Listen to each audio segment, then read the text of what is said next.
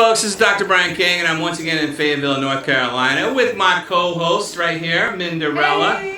How you doing, Minda? I'm here with you once again at a hookah bar in the middle of the night. So this is do what you want with that. We got to stop meeting like this, Wow. or not. Every time I come here, I have a great time. I only ever see you here at Food Lion, so this is what we get. Yeah, this is our whole thing, and I don't want to hang out at Food Lion to record podcasts. Anymore. No, not anymore. We just finished a comedy show, as we usually do. It was incredible. It was just amazing, and I wanted to take an opportunity to once again interview somebody for On the Road with Dr. Brian right here, and we're going to do this together. You're accidentally on the road. You didn't know you're doing this until today. That's true. I wasn't really, I was not prepared for this, so hence the handheld camera or the phone camera, which I would never ever use, you know. But yeah, we're here, and we just had a wonderful comedy show. I think I did okay. I mean, whatever. They said you did okay. All right, good. Nobody threw anything at you. That's true. Not like last time. Our headliner tonight blew me away. I don't know about you, but I've been doing comedy for a long time, and I rarely... It feels like forever. I rarely laugh out loud to other comedians. You get burned out as a comic watching comedy, so, and I'm a big laugher, so if I can find someone that makes me laugh, we're booking her. We're booking her. Yeah, exactly. And she... above and beyond delivered tonight. I found multiple times I was laughing out loud. I was enjoying it. I mean, I'll enjoy comedy. Don't be, but I'm just not gonna be moved to laugh out loud. We're not an easy laugh. No. We're not an it's easy like crowd. I see the joke coming. I see the joke coming, and I'm like, okay, that's funny. I do too. I get mad about it. I'm like, you can do better. This one was fresh, baby. This one was really good. From fresh, baby. Yeah, it's fresh. Did I say baby? You did. Oh, well, you know, okay, I'm gonna roll with that. You went very LA on that. I'm gonna roll with that. I know it's been a while, but you can't get the California out of the doctor. You can take the doctor out of California, but no, it was really fresh. I had a great time, and I really am excited to meet straight out of Richmond, Virginia, straight off of the stages of the Apollo Theater in New York City. Someone who I just had the honor of introducing on stage tonight, Miss Apple Brown Betty. I'm here, I'm there, I'm everywhere. Blues, women, and blues. I'm here, I'm there, I'm everywhere. I'm an asshole. Is that your real name is Betty? No, that's my stage name. I actually like when people ask me about it because it's an interesting story, I think. So, you know, you might be old enough to know that Apple Brown Betty is a dessert. Yes. And so typically when I'm on stage, I do like the vintage 50s look. Like that's how I started off doing. Kind of getting away from it here lately because I still want. I gotta watch my language on this. No, it's a podcast. This ain't ABC. I just want to be respectful. I'm not on Disney Plus yet. I give Auntie vibes, especially when I do the vintage thing. Big Auntie energy. Yeah. And it's cool because I was born grown. I was born an Auntie. Is that what BAE stands for? No. All the kids are like, you my bae. Now I know what it means. It's big Auntie energy. All right. Well, for me it does. There you go. Let's go with that. But Richmond, Virginia's #1 bae. Yeah. All the way to Virginia. It's cool. Like the reception I get, like the comedy community show me a lot of love. I get a lot of respect. Yes, but I kind of still want to be fuckable. Like nobody's fucking us. You know what I'm saying? So it's like tonight I just kind of went with the comfort thing. So that's a fine line, isn't it? Because so much of comedy is self-deprecating. Well, I did what she did. What'd you do? I started in pinup. If you remember, Yeah. like I was on stage in pinup. That was like the Miss Maisel thing for a while. But then you're like, I gotta do my hair for 10 minutes. You know what I mean? Like, it get to be a lot. And then I do like the brand recognition. Like so, you know, when I am dolled up. Yes. And I also think it's just an extension of. You know, they say dress for the job you want. And like as black women especially, we're just so rarely seen as the damsel in distress. And, you know, I'm out here. I want to be, some please pump my gas. Right. Pump the, I don't know, like. I'll pump you gas. I know, right? I got full tape right now. I'm good. Damn it. You need the gas pump? No. Shit. I'm right here on a bike. Striking out of my own podcast. So Apple Brown Betty, that became sort of like a stage persona? Well, I was Apple Brown Betty before I even started doing comedy. I've done a lot of stuff for entertainment. I used to like produce and promote shows. So I was Apple Brown Betty even when I was just like hosting, MCing and stuff. It's also a nod to my Islamic background. I talked a little bit about that on stage. because Apple Brown Betty was Malcolm X's nickname for his wife, Betty Shabazz. And so that's just kind of like homage to that as well. Are you still Islamic, or are you still practice? I can see her hair. Depending on who I'm talking to. Yeah. You know, like I totally play the Muslim card, you know, when appropriate. You know, they never like rip me off at the Muslim corner stores, and you know, because I can say stop playing with me in Arabic. But no, I'm not a religious person these days. I think I've always been like a seeker kind of person, but that's probably why I've had different evolutions of my spirituality. But these days I just try to be a good noodle. I'm a spiritual person. Right. You mentioned Apple. Yeah, if we were old enough to remember Apple Brown Betty, I'd never heard of it before. Oh, and I googled it, man. I googled it before this podcast. Where are you from originally? I'm from New York originally. That's it's a southern. It's a southern thing. Okay. It's like if you ever had like a apple cobbler kind of apple crisp kind of vibe. Right. And for the record, if you Google Apple Brown Betty comedian, I pops the fuck up. That's number one. You said that. I watched your eyes flash. She was like, I didn't use the word comedian. I figured, because I didn't know it was a food, you know what I'm saying? It's all good. So is Apple Brown Betty, can you eat that as under Islam? Is that halal, or is that, I don't know. It's halal. It's halal. It's no pork in it unless you use like lard. It's a good question though. If you make your crust with lard, you know, you can't. So many of my questions just are motivated out of stupidity. Every once in a while I'll get a good one. How did you get into comedy? I actually got into comedy because somebody paid me. Oh. Which I know is not the norm. It's not the norm. That usually doesn't happen first. It does not happen for first. a long time either. Yeah. You know, but I've always been in I was hosting all the shows from elementary schools. I've always been on stage. I'm comfortable on stage. I did public access for almost 20 years, public access TV. But at those times, I was trying to save the world. I wasn't like trying to be funny. Yeah. But I always been like cookout funny. You know, just my friends found me funny. But I used to have a podcast called The Drunk Auntie Show.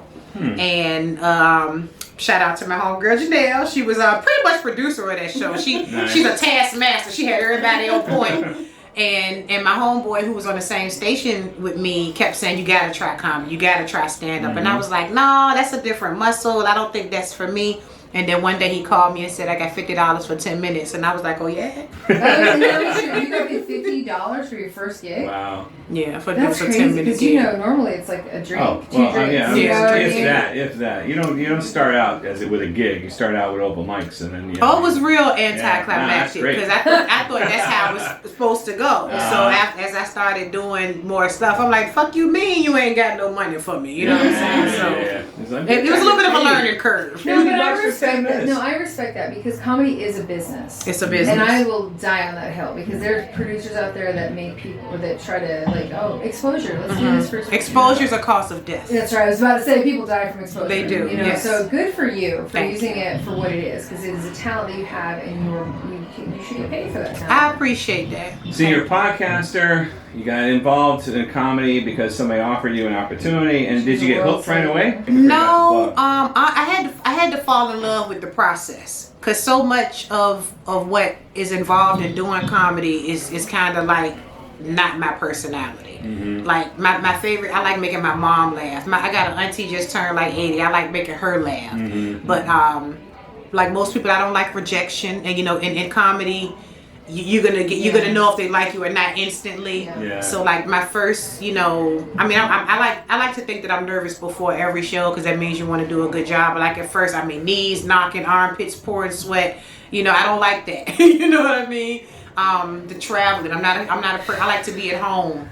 You know, so I had to really like fall in love with the process, and I didn't really fall in love with comedy until I saw the impact that I was making on people. You know, because I'm a person of service. So when people start coming up to me after the show, like, yo, your abortion bit, you know, like women really, you know what I'm saying, appreciate, you know, so that's when I stared to love it. That's awesome. Yeah, that's the first time we've seen your show. Yeah. Is it? Oh, tonight was the first Yeah, because we only did the podcast. She was on my podcast. Yeah. So prior to that, she worked with Jenna. Just a bunch of podcasts, and here we are doing another podcast. Your career has gone full circle. Really. Yeah, another fucking microphone. That's right. Yes. But how long have you been doing it? Oh, listen to this. I know the answer to this. About 2 years. 2 years? That's it? There it is. I started during the pandemic. This woman, excuse me. This lady. She did close to an hour solid. Close to an hour solid. I mean, that's like 45 minutes, 50 minutes or so. Nobody has an hour 2 years deep. She just came off the Apollo. Yeah. How'd that work out, the Apollo? So, do you know who Bob Sumner is? Mm-hmm. So, I was in a showcase 2021 that was, and my ignorance really was bliss. I never know who's important because I'm so new to comedy. Mm-hmm. But God is good. This how the Lord work. So I was doing comedy, and I hadn't been on stage for maybe 2 or 3 times doing it. And then one day, something told me to go to this guy's room in my city. His name is Lazarus. His parents are ministers. And I went to his room, and I met another guy who put me in a showcase. And I met another guy who put me in a showcase, and it led me to this Bob Sumner showcase. I had no idea Bob Sumner was like that guy. You know what I mean? Yeah. But I did really well. And he told me that day, he said, today is the day your life is going to change. And I was like, oh, okay. And I thought it was going to be like tomorrow, but it wasn't. But so the showcase was called the Rising Stars of Comedy, and I was selected as one of the Rising Stars. So he's been on tour around the country looking for like the next wave of comedians. I think he's picked like 60, something like that. And I was one of them. Wow. And so I got to do the Apollo as part of that package. He has me I'll be in Philly this next weekend, 2 weekend, whatever, doing City Winery. So it's just been, I've had an amazing trajectory. That's awesome. It works out that way sometimes. I mean, honestly, like when we all start comedy, we have no idea where it's going to take us. Right. You just keep getting on stage, being funny, and then somebody sees you and says, hey, come to my show, and come to my show, and you just kind of work your way up, bouncing from show to show. That's wild. So it looks like you've had some really good opportunities, and obviously you deserve them. I mean, you're thank you. Hella funny tonight. So thank you. Really good. Where's your comedy come from? Like what I know what you talked about tonight. With it, being bisexual and then sex and things like that. But and of course your ending was very powerful. But generally speaking, like where do you think your inspiration comes from? Just my life. Like now that I'm trying to work on my next hour, I'm challenging myself to talk about stuff that's just not about my life. It's like maybe that's what I'm supposed to be doing because it comes so easily. You know what I mean? So like some people get up there and they just everything I've ever said on stage, it happened. It's true. You know what I mean? I don't know how to like embellish. I don't know how to be fictitious. I don't know how to pull from. I just always just talk about my own experience. But I know that that's why people are able to connect with me because we all just in these meat suits having these human experiences. So that's where it comes from. Just the same traumatic dark hole that every comedian pulls from. Yes. Yes. Well, your ending from tonight, is that your usual ending? It is. That's my. Can we talk about that a little bit? If we don't do the whole joke, we can talk about it. But the story behind it. Yeah, for sure. So, very tragic story. I'm assuming it was all real because of what you just said. Yeah. And there's really no way somebody could fake something like that. Yeah. Not to be a real human. You'd have to be a real person. So you, well, I mean, I don't want you to tell your jokes. So I'll just say like what my impression, So, Betty had her father. Her father fell. Yeah, her father fell, and it was during COVID, and he was injured pretty badly, and so he was dying, and she had to take care of him in his last days, basically, right? And he was full service care. Yeah. So in order to have him at home instead of being at the hospital during COVID with no visitors and no family, she told him that, or the hospital, like that she could take care of him. She relayed the image that she was a qualified caregiver. Yes. And as a woman, she didn't stretch the truth that far. Right. Yeah. But, she's a mom. Yeah. But there was a difficulty at some point with a catheter, and then there was seeing your father's penis for the first time right before he dies, which it makes it even more tragic. It made it. I don't know if it made it more tragic, but it just made it like more impactful. Yeah. Like actually, what? Comedy timing is everything. Yeah. But you really did you a solid on that one. So you did a couple things with that story. First of all, you turned what is just a really tragic story and a horrible accident and a terrible ending and outcome. Sorry, just for clarity's sake, he died of cancer. He just fell just because he okay. like injured. Got it. Okay, but still, you took this this tragic story, turned it into very entertaining and full of laughs, you know. And I think even if like your audience doesn't share that same experience, like that helps them to cope with whatever they're coping with. Yeah. And I see that in you. I see that as an opportunity. So. Well, that's why I thought she was a minister. Yeah. Because we talked to a lot of comedians that were ministers or have preached before, and they know how to interweave like the most relatable, heart-wrenching stories and make them like lift you up. Well, to that end, I was a total like Jesus freak as a child. Like I was a child. There it is. Yeah. So when I was a child, I came up in the church. I actually taught Sunday school as a child. Went to a little tiny storefront church. I was the Sunday school teacher. I was the treasurer. I had like a little cash box with the tithes and Look how offering. good I am at this How- job. You So are. I knew that. How I knew does that this was happen? in her. This always happens with us. Yeah. We get to know somebody and we find I out can they used smell to be the a Jesus prick. on Yeah, the yeah. Smell the Jesus. I fuck with Is it Jesus. just the South? Me Is too. everybody in the South formerly a minister or something? Is that what it is? It's very popular. It's like sweet tea and religion. It's very- The two Sweet tea things and you guys- Jesus, yes. It's sweet tea and Jesus, man. So that was my foundation, and then I Apple went to brown Betty. yes. all sugar. So I grew up Christian. I used to read the Book of Revelation for fun, not even for fun, but I was just. Oh yeah, we talked about that. I've been waiting on this. I've been waiting on Jesus to come back for a That's long the time. Revelation. That's the one. It's the end. It's the end. It's the all devil, fire the and devil and brimstone stuff, and right? yes, Yeah, all yeah. that. The Yes. devil pops up All several that. times, so in that book, just so you know. I don't read it.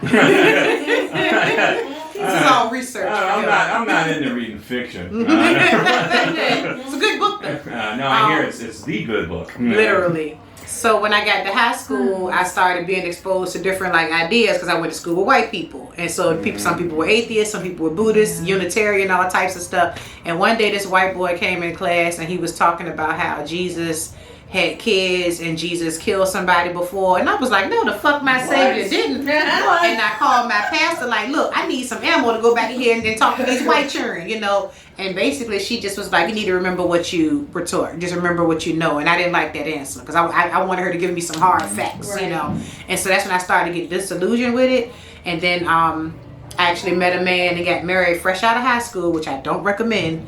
And he was like a very hardcore Muslim, and so I converted to Islam.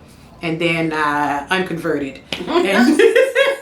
And then now, like I said, I just, you know, I'm a spiritual person. I'm all into all the witchy woo stuff. But that actually brought me full circle kind of back to Christianity. You know, because when you're getting into, you know, your spiritual ascension and your ancestors and stuff, like I can't honor my ancestors and throw Jesus away because that's the faith system that they work through. And white Jesus, because white Jesus got the money. I can't take my grandma. He has amazing PR. Yes, he does. Like, The best PR. He's got abs. Yeah, White the Jesus- V cuts. White Jesus has got some abs. Jesus was kind of fine. Yeah, Jesus was kind of fine. So we call those the communion cuts. The communion cut. I feel like everybody back then was kind of hot though. I mean, really. Well, they- Yeah. Yeah, it's not like they could sit around on the couch. You know, it's not like they came home and sat, you know, Yeah, they just walked. around. Yeah, no, If they I were walking and wandered working, 40 you know. years, yeah, Yeah. Doing carpentry. Yeah, carpentry ain't easy, It's man. not. I'm saying. No, It's it's not hard at work. all. I put together some IKEA furniture for my kid recently. Did you do it all the way by I yourself? needed a nap and a buffet. Yeah. I was like, Daddy needs some ice cream. That was tough work, man. Yeah. Screwing that Allen wrench. Oh my gosh. Jesus is out there saving your soul Yeah. and building mantles. Something he's doing. Where are you at spiritually now? I feel like this has gone too real spiritual. I don't mind that. I don't mind that. We want to rein it in. I'm just saying, where are we at now? Because you know you're living the Permanent life. dick You're joke, living this okay. hedonistic comedian life, man. Doing podcasts and hookah lounges and This you is know. a nice lounge. It is a very nice lounge. It's funny because I'm the comic that's like eating celery sticks and you know, not drinking alcohol typically. You know, so it's not that. I don't know. Like I don't think that comedy has to be like hedonistic by default. Like I certainly don't shun it. I certainly don't, you know, because that's when I found out when I started doing comedy. That's when I found out people still do real drugs. I didn't know people did drugs anymore. Really? I thought everybody just smoked varying levels of weed. No. But comedians do Cocaine drugs. courses through the comedy. Yeah, I had no idea. It's expensive. Like, how y'all doing cocaine off of fucking drink I'm tickets? not. Not you. I'm on kombucha, okay? Like, they asked me what I wanted. It was like tea and kombucha. Yeah. But there's some hard hitters out there. That was some good tea. That was some Uber good driver tea. by day, comedian at night. I mean, you know, supports the habit. Cool. cocaine 24/7. That's right. And you need the cocaine to do 24-hour Uber driving. No, listen, some rooms. Mm-hmm. You know what I mean? Like some rooms you need Yeah. a little You need a little pep. something. Yeah. I mean, we're doing tea, but like some people are doing. I'm a coffee drinker, and that's all I'm doing. But I don't think you know? they conflict. They don't have to conflict. No. Yeah. But it is interesting though, because it's not it's not necessarily a moral world comedy or entertainment in general. It's hard to you do a know? sober It's- show. Yeah, it's hard. But to, you know what I think it is to that point? It's not that the comedy world is so immoral. It's just like a concentration of the real world, because we all scattered about with our various traumas and our various coping mechanisms. You know, everybody got their something. Some people do cope. Some people gossip. I don't think it's much difference. You know what I'm saying? Like some people are fanatical about exercise. Yeah. You know what I'm saying? So we all got our something. Yeah. But just when comics you, aren't normal. You're right. Like we are not a normal breed. I don't think we're normal. Just like we were talking earlier, like it's interesting that all of us who get up on stage and everything, but most of us are introverts. Most of us are, like by nature. yeah, So I think that when you just get a concentration, the abnormality comes in the fact that we get up on stage and we talk about it. That we make jokes about. And also, public speaking is that like the number one fear Biggest fear. of Yes, most yeah. people? No, And most so- people are afraid of that, which and- is super weird. Yeah, and so I'm more afraid of great white sharks, really. I mean, or high, elevators. I mean, really, and public speaking is nothing. It's, just get on stage. to us. Yeah, that's true. These guys sit in the back because they don't want us to That's true. acknowledge These them. guys are like, oh, I'll go fight me a shark, but I'm not getting on Right. stage. Yeah, I'll get on Shark stage, fighters but out like there. I'm like I'm not afraid of very many things. I'm afraid of like being abducted by aliens. Yeah. Not like That's not even being abducted. I can use it like the abduction. I'm afraid of being probed All right. by aliens. That's what I don't. Yeah. Not all please, probing is going to be painful. No. Some of it they might, maybe they take You care. might find some things No, out thank there. you. So. I don't even fuck with dudes with skinny fingers. Like I just, Fat fingers. Yes. Right here. So just saying. After this podcast, you never know.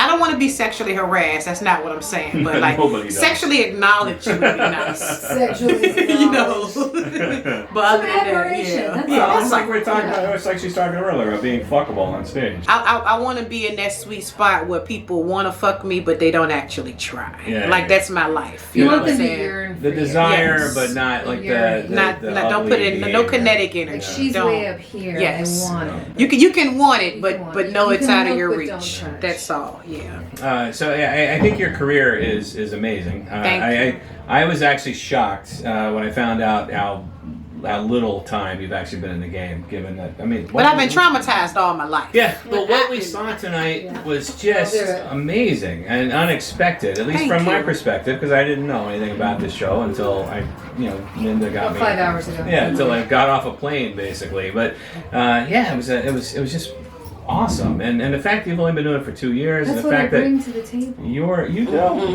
find can best, be good best. guests for my I'm telling you, I podcast. do. You're I good told you, you be headliners for producing your show. ass off. You do. Yeah. Thank you. No, you are, and I think I said some nice stuff about you on stage I tonight. did I appreciate meant that. it all. Thank You really are. That You're a was very great kind. co-host. You're a great producer. It's You're great. about me right now. Thank you. Back But- to Betty. Back to Betty. But no, Betty, I was really shocked because rarely do I encounter somebody who is so fresh and so polished Funny, and so funny funny. and commanding. Like I want to be your fan. I want to follow you around. Thank I want you. To, and I want all of my fans to be your fans. I appreciate that. I hope that they do. Where can they find you?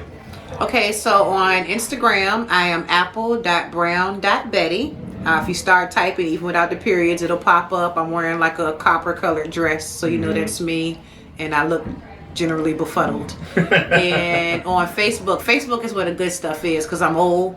So on Facebook, it's just Brown Betty. It's a lot. My page on Facebook is probably more engaging because I get to talk more to people. Yeah. And She does a lot of live. You know, Yeah, I do, comedy's not yeah. really an Instagram thing. Although with the Yeah. reels, people are doing well on that.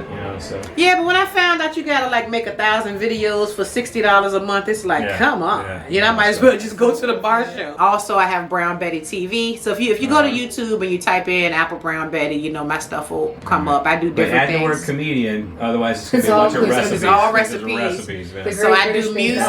music. I do inspirational Wait, you do videos. music too? Oh man, this podcast ain't long enough to cover this Yes, one, man. I'm telling you. Betty, it's awesome meeting you. Wonderful to see you work tonight. Thank you so great much. to get to know you for a little bit. I was so happy. We had a full house. no, and it everybody was got to see it was a her. nice night. It was a nice night all around. Hosting. It was nice. I was really pleased with you. And Minda, thank you so much for giving me we the have to do that opportunity. again. Of course. I mean, really. Of course. And folks, obviously, for those of you listening, following, thank you so much We're for back coming. here at 1 a.m. That's right. This has been another episode of On the Road with Dr. Brian. Thanks. Bye-bye. Thank you. I'm here, I'm there, I'm everywhere.